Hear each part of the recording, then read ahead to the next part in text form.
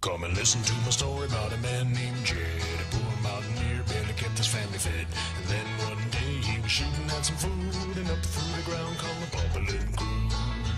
Oil, that is, black gold, Texas tea. Well, the first thing you know, old Jed's a millionaire. Kinfolk said, Jed, move away from there. Said, California is the place you ought to be. So they loaded up the truck and they moved to Beverly Hills, that is, swimming pools, movie stars, the Beverly Hillbillies.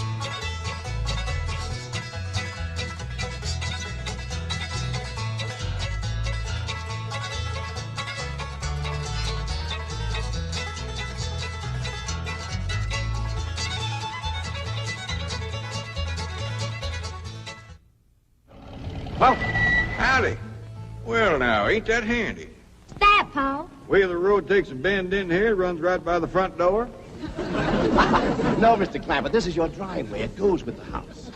Is this thing a high? Oh, yes, indeed. It was built by John Barrymore, one of our finest actors. Pretty fair stonemason, too. Hey, Jed! This here is dandy soil. Fine, Granny. We'll commence plowing tomorrow. But this is Beverly Hills. Dirt is dirt. Yes, I know, but why don't we look around inside, eh?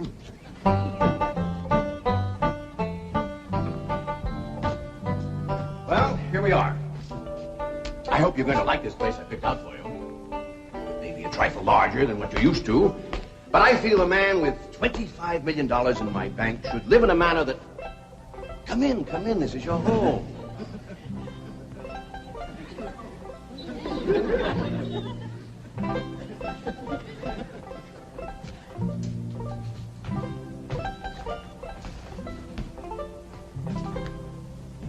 As I say, it may be a bit more than you're used to, but I'm sure you'll be comfortable. Now, my secretary will be over right away to help you with the hiring of servants or whatever problems you may have. She's a very efficient girl, Miss Hathaway. Jed? Jed? Jed? You and Jethro fetching my stove so I can get some victuals to cook in? You have a beautiful stove. Thank you. Fetch it in, Jed. You scare up some wood, Ellie. No, I mean you have a stove already installed in the kitchen. Where's that? I'll show you. Excuse us. Ellie, you go with Granny. She'll still need you to fetch some wood. Sure, Pa. Uncle Jed, guess what? There's a whole nother house up here. Guess we'll come down from there. Like as not that belongs to somebody else. Darn. This is your kitchen. Oh, and here's the stove. The last word in food preparation. And speaking of food, you'll find everything you could possibly want stored right in here. Eh? Huh? Well, I'll leave you ladies to your culinary delights. Au revoir. Bon appetit. Talks gibberish. You seem to set a great deal of store in this here stove, Granny. Well, we'll see.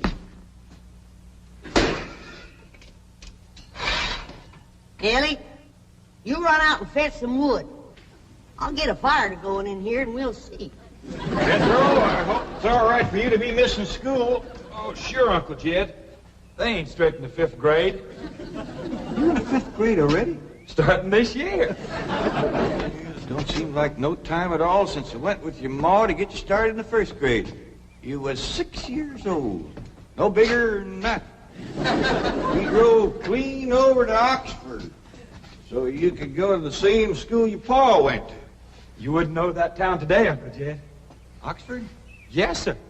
Well, that town has growed and spread out and built up and just kept getting bigger and bigger. Where today, why, I bet you there must be at least 3 or 4 dozen people living there. A place like that's all right to visit, but I wouldn't want to live there. Do you have any assistance? No, thank you, Mr. Drysdale. We were just talking about Jethro here getting back to school. Oh, Well, we have some excellent educational facilities out here, Mr. Clappett. Where do you go to school, Jethro? Oxford.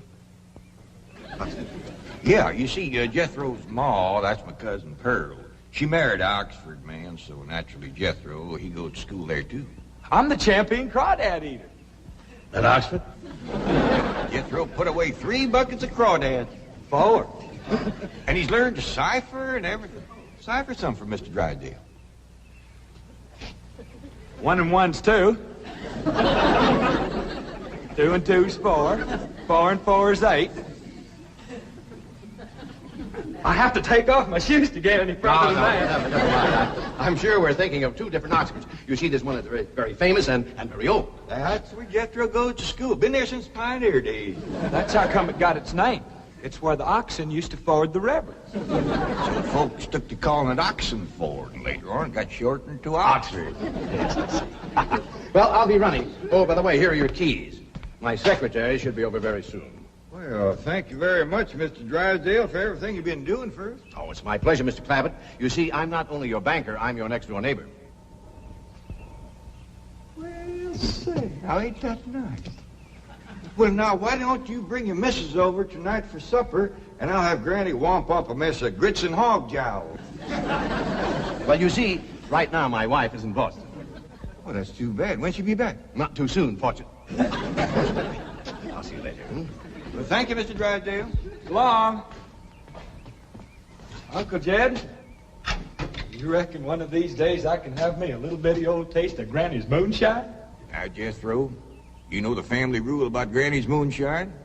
You get your first taste on your wedding day and not before. Well, Uncle Jed, that might be an awful long time. I ain't even got me no sweetheart. How come? Why, back home, every time I get me a girl, one of them there big fellas would take her right away from me. Maybe out here in Beverly Hills. Paul, could I please have the axe? I gotta split some wood for Granny. Fetch it, Jethro. Ain't this place got a wood pile? Not that I could find, but I found a whole row of black old dead tree trunks, pretty near as high as this height. Are they kind of big for you to tackle? Well, shucks, no, Paul. They're only this big around, and all trimmed and topped and strung together with a black rope, so as no matter which one you cut, the others keep it from falling. Somebody had a right smart idea there. Just the same, I think I'd rather have Jethro do the cutting. Oh, Paul, let me. Cutting trees and chopping logs ain't no work for a girl. I'm just as strong as Jethro. You ain't neither. I am so. You ain't neither. I am so, too. You want to wrestle? Darn too. Now, here. That ain't no fair fight. Somebody's gonna get hurt. Now, yeah, you see? You're getting too rough. Jethro. Person can get crippled from a hold like that. Get up from there. I can't, Uncle Jed. You turn him loose and get up from there before I take the strap to the boot. Now, here, you get out there and chop down one of them tree trunks and saw Granny some nice logs. Yes, sir, Uncle Jed. Could have whooped you if you hadn't tripped me. Okay? Come back here and sit down. I want to talk to you. Whooped him fair and square, and I'll do it again. You won't. That's what I want to talk to you about. Ellie Mae, you're getting too big to wrestle with boys. I ain't as big as Jethro. Big that way, I mean, growed up. You're a young lady now. You gotta start minding your manners and fixing yourself up real nice and wearing dresses. Paul, folks would call me a sissy. It ain't sissy for girls to act like girls. You see, Ellie, I raised you like a boy, and I was wrong to do it. I reckon every man liked to have a son, and you was my only young'un. And when your ma passed away, I just decided to turn you into a boy. By the time Granny come to help out, you was too wild to tame. By thunder, you could outrun, out-climb, out-fight, and out-shoot every boy in them hills. I still can, Paul. Yeah, but it ain't fitting. It ain't right for folks to go against nature. Now look at old Duke here. Reckon we could turn him into a cat? Of course not. That's right. Because nature made him into a dog. Just the same way nature made you into a girl. Here lately, she's getting more and more positive about it. You mean my ears is grown? No, nothing like that. You're pretty. Oh, Paul. I know you don't like it when I say that, but you like it when the young fellas around here come in saying it, and they will. Only they'll probably be using words, fancy words I won't even understand. But Ellie Mae, ain't nobody can ever tell you how pretty you really are, except me. You're the living picture of your mom.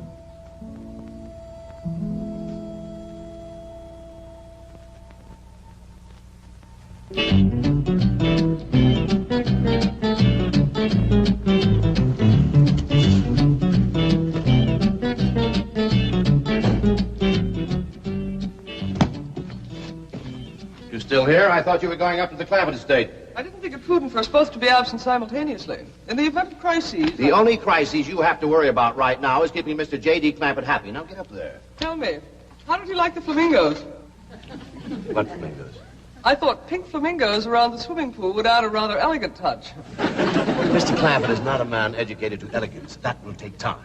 Right now, there are more pressing problems. Of course, getting settled, the servant problem. Well, whatever they are, just get up there and solve them.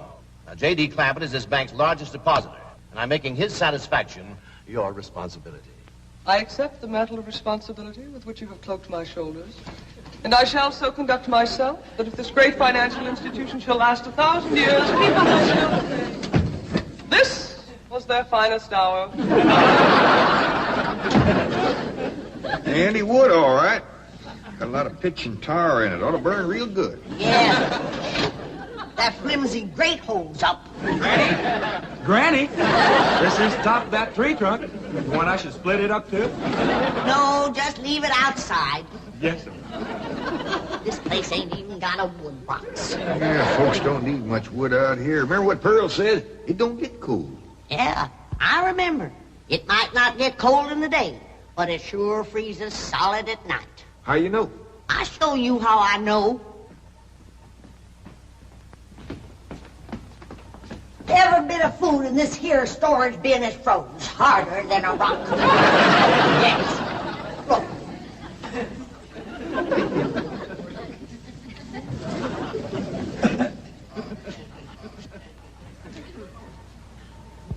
Mighty thin-skinned hog.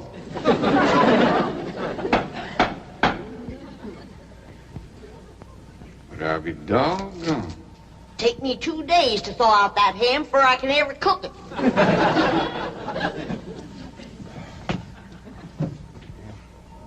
People ought to know better than store food up against the north wall. Why, we'll dig us a root cellar and we put all this stuff in it. Jethro, go on out there and catch us a chicken. Okay, Uncle Jed. How you know we got chickens? Place this size is bound to have chickens. Ain't all frozen.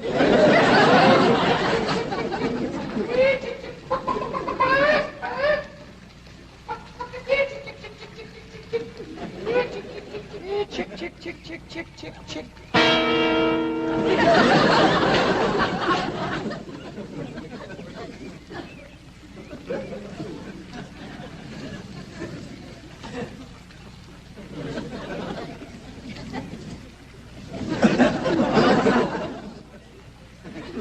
I eat a chicken. Here's that bucket. You want it? You take it, Ellie. See if you can find a creek. I gotta have some water. You know a pump on this place? It ain't even got a well. Uncle Jed, Uncle Jed. Yeah, boy, did you find a chicken? I found something. I ain't sure if it's a chicken, a goose, a duck, or what. Where is it? I couldn't catch it. That thing can outrun a jackrabbit. There ain't no goose or duck. Must be a chicken. If it is, I was right about things growing bigger out here. That thing was this high. A chicken? Ah, Jethro. Honest, it's got legs this long. Dibby's on the drumstick. Drumstick ain't much. Whoever gets that neck is eating from now on. Commences here and runs plumb up to here. You ain't forgot what I said about Granny's jug of liquor. I ain't been at Granny's jug. You have your in for it. Honest, cross my heart. Where'd you see this chicken? Down by the cement pond. Cement pond. Uncle Jed, that pond is the fanciest thing you ever did see. why, they is steps. So as the cattle can walk right down into it and get a drink. And up at one end, there's a lady standing there made out of rock. And she's a-pouring water out of a jar right into that cement pond. Oh. Well, that's how come that big old pink chicken to get away from me. Flew right over the top of that there rock lady, landed in that pond, and swam like an otter. Just flapping them big old pink wings and hollered. What color did you say that chicken was? It's pink. Ain't I told you that stuff would stunt your growth? Miss Granny, I didn't touch a drop. You and me is going to the woodshed. Jethro, you swear to be telling the truth? So help me, Jefferson Davis. You take your hat off when you speak of the president. He ain't president no more. I'll have no Yankee talk in my kitchen. Now, Jethro, you and me is going back out there and corner that chicken. Granny, you get your fire to going. Ellie Mae, you sweep up out front and keep your eyes open for that Miss Hathaway. I'm counting on her to take you in hand and get you in the right kind of clothes. Come on. Chicken.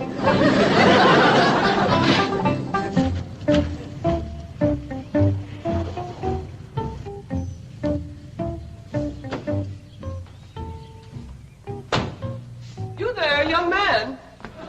I ain't a young man, but I sure do thank you for thinking so. Good heavens, you're a girl. Yeah. I'm Jane Hathaway, executive secretary to Mr. Drysdale. And you, I take it, are a domestic of some sort? Cleaning girl, housemaid? Just what are your duties with Mr. Clampett? Well, he sent me out here to sweep up. But he said you'd take me in hand and get me the right kind of clothes and everything. Indeed, I shall. We have a complete servant's wardrobe from chef to chauffeur. Come with me. What in the name of Thomas Chippendale is this? Has Mr. Clampett seen this disgraceful and unsightly mound of debris? Oh, yes, ma'am. This is all his.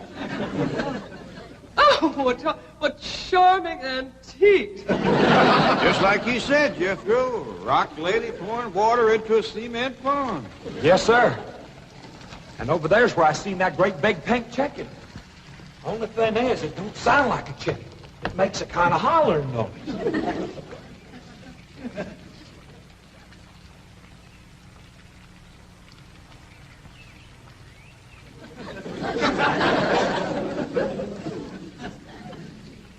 Reckon you'd make a hollering noise, too, if you was to lay an egg like that. Man, oh, man.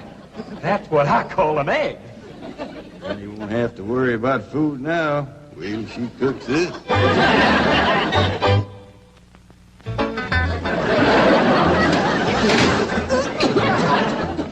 That blame city stove don't draw worth nothing. Granny, look at this egg.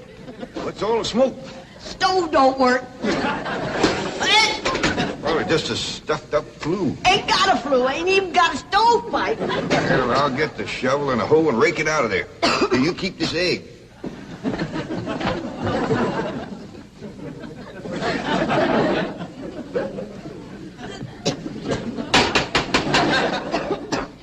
Just like everything else out here. Froze solid.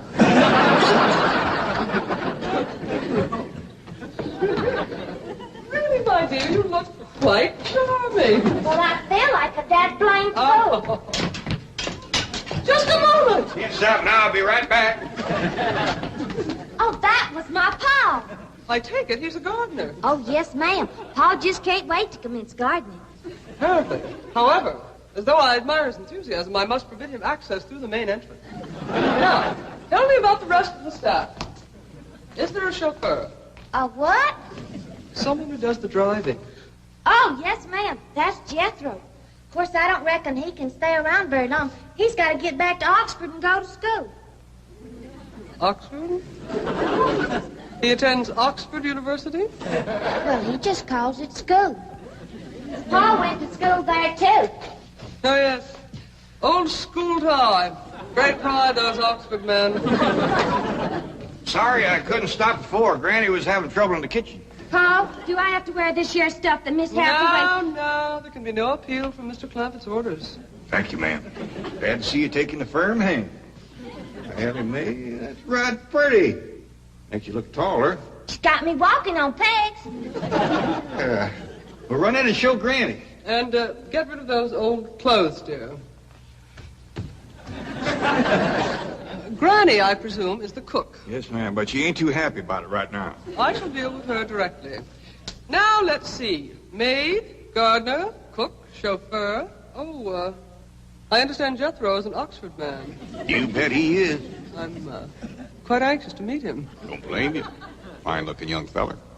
Single, too. And he's on the lookout for a girl. I am only interested in the intellectual rapport which I would naturally have with an Oxford man. I presume he went to Eton as a boy. If I know Jethro, he went to Eton the minute he was born. Yes, of course. I suppose his father matriculated him. I kind of think maybe it was his ma. Oh, well, no matter. At any rate, he's an Eton man. That he is. Matter of fact, Jethro won the Eton championship. Oh, marvelous. What was he champion of? Eton. Yes, I know. But what was it? Cricket? Oh, no, it was crawdad. I don't think even Jethro would eat crickets. I was referring to the game of cricket. Gillian, where's the axe? I bet you, Granny, you talk to Miss Hathaway. And just why does Cook need an axe? I've hit this with everything I could lay a hand to. I even whomped it with an iron skillet. You are supposed to hit it with a croquet mallet. All right, where is it? I don't think I'll tell you. There is a time for work and a time for play. Now then, what are we cooking for Mr. Clampett? Well, I don't know what you're cooking him, but if he wants any victuals from me, somebody better shoot a possum. Possum? You got a better idea? But of course, a nice big fluffy souffle. All right. You shoot it and you skin it. You don't even know what a souffle is.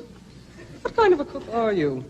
I'm a cook with a stove that don't draw, food that's froze solid, chickens that can't be caught, eggs that can't be broke, and a smart alecky city woman telling me my business. That's what kind of a cook I am.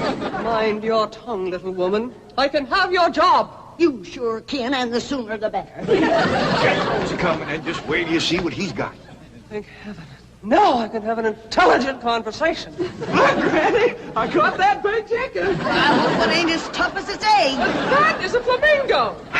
Oh, no, ma'am. That's my nephew, Jethro. Jethro, say hello to Miss Hathaway. I didn't mind him.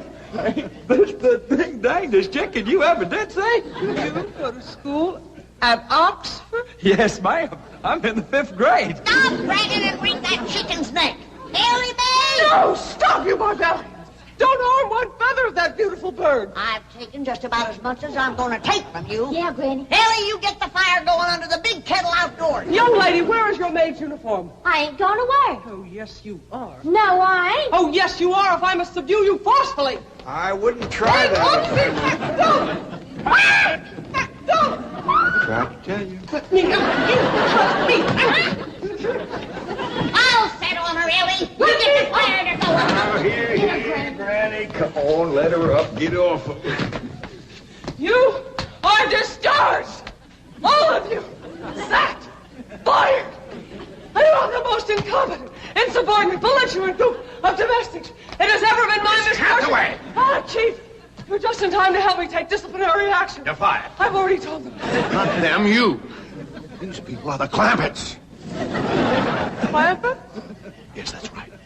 Now go back to the office and pick up your severance pay. You are through. Now, Mr. Drysdale, hold on a spell. I reckon there's been a kind of a misunderstanding. But this little lady's been a right big help to us. Why, she fit in just like one of the family. Matter of fact, her and me is going out hunting. Ain't that right, Miss Hathaway? Yes, indeed. Yeah. Jethro, you can take that pink chicken back out to the cement pond. We're going out and shoot us a nice big fluffy souffle.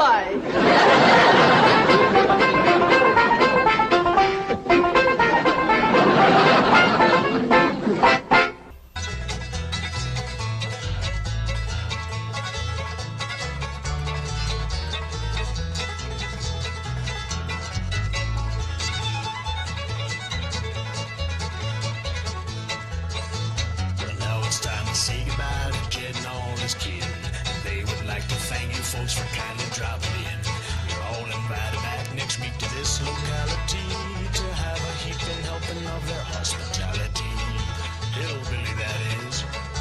spell. Take your shoes off.